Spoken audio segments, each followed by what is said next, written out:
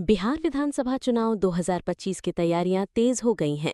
चुनाव आयोग ने साफ कर दिया है कि मतदाता सूची में दावा और आपत्ति की तारीख अब आगे नहीं बढ़ाई जाएगी।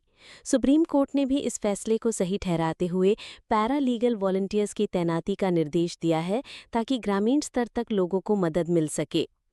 राज्य में वोटर लिस्ट को लेकर गड़बड़ियों पर नजर रखी जा रही है। आयोग ने फर्जीवाड़े को रोकने के लिए पहचान दस्तावेजों की जांच को और सख्त बना दिया है। कई आवेदकों द्वारा गैर मान्यता प्राप्त दस्तावेज जमा किए गए थे, जिन्हें खारिज कर दिया गया है और नए आवेदनों को ऑनलाइन प्लेटफॉर्म के माध्यम से तेजी से निपटाया जा रहा है। बिहार एस्टेट परीक्षा 2025 के लिए आवेदन प्रक्रिया आज से शुरू हो गई है। सरकार चाहती है कि बीपीएससी टीआरई 4 परीक्षा से पहले योग्य उम्मीदवारों को मौका मिले और शिक्षकों की कमी को दूर किया जा सके। परीक्षा को पारदर्शी और निष्पक्ष बनाने के लिए विशेष सुरक्षा इंतजामों की भी घोषणा की गई है। बिहार विद्यालय परीक्षा समिति ने मैट्रिक परीक्षा 2027 के लिए आवेदन की अंतिम तिथि को 15 सितंबर तक बढ़ा दिया है। हालांकि फीस जमा करने की डेडलाइन 12 सितंबर ही रखी गई है।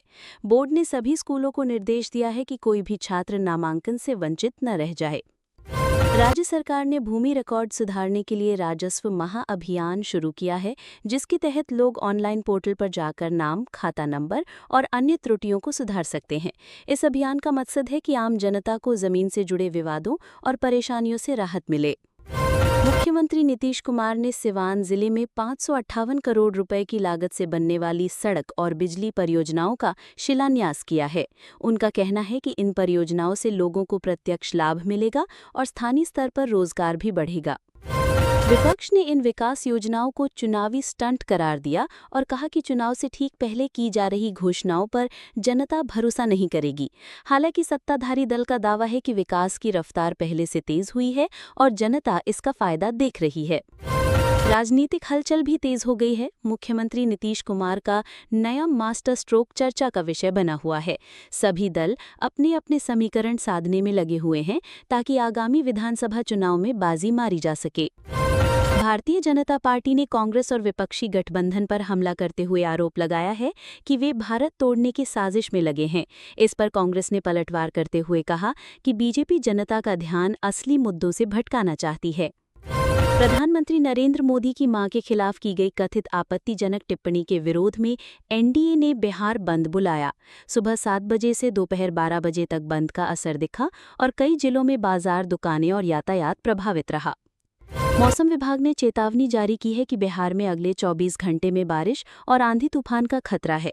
लोगों से कहा गया है कि वे सुरक्षित स्थानों पर रहें और बिजली गिरने से बचाव के उपाय करें। खेल जगत से बड़ी खबर यह है कि राजगीर में चल रहे पुरुष हॉकी एशिया कप में भारत ने चीन को 7-0 से हराकर फाइनल में प्रवेश कर लिया है। अब भारत का सामना कोरिया से होगा और पूरे देश में खिलाड़ियों के प्रदर्शन की तारीफ हो रही है। बिहार सरकार ने 26 जिलों में औद्योगिक क्षेत्र विस्तार के लिए 4,653 करोड़ रुपए के निवेश को मंजूरी दी है। इस निवेश से हजारों युवाओं को रोजगार मिलने की उम्मीद है और राज्य की अर्थव्यवस्था को नई दिशा मिलेगी। आटा सिमरिया 6 लेन गंगा पुल अब आम जनता के लिए खोल दिया गया है।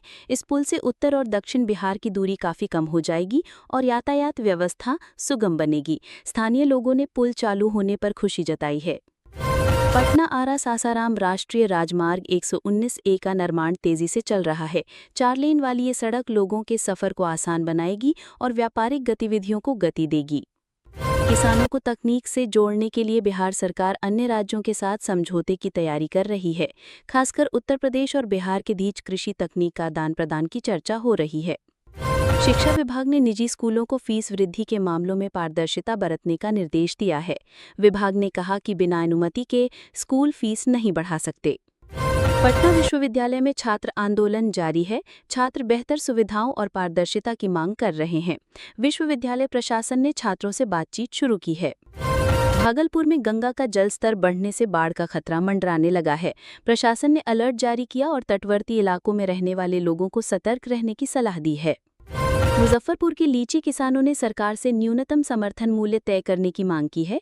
किसानों का कहना है कि उचित दाम नहीं मिलने से उनकी स्थिति कमजोर हो रही है। गया में पर्यटन सीजन की तैयारी शुरू हो चुकी है। बोधगया में होटलों और गेस्ट हाउसों की बुकिंग तेजी से बढ़ रही है। विदेशी पर्यटक भी आना शुरू हो गए हैं। दरभंगा में बाढ़ पीड़ितों को राहत सामग्री का वितरण किया जा रहा है। प्रशासन ने एनडीआरएफ की टीमों को तैनात किया है ताकि समय पर मदद पहुंचाई जा सके।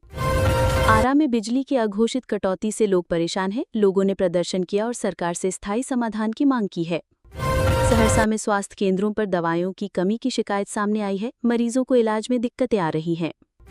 समस्तीपुर रेलवे जंक्शन पर नई ट्रेनों की ठहराव की मांग बढ़ रही है। लोगों ने रेल मंत्रालय को ज्ञापन सौंपा है। किशनगंज में सीमा सुरक्षा बल ने अवैध तस्करी पर रोक लगाने के लिए सख्ती बढ़ा दी है। कई संदिग्धों से पूछताछ भी की जा रही है। सिवान में छात्रों ने सरकारी नौकरियों में पारदर्शिता की मांग करते हुए प्रदर्शन किया। उनका कहना है कि भर्ती प्रक्रिया में गड़बड़ी नहीं होनी चाहिए।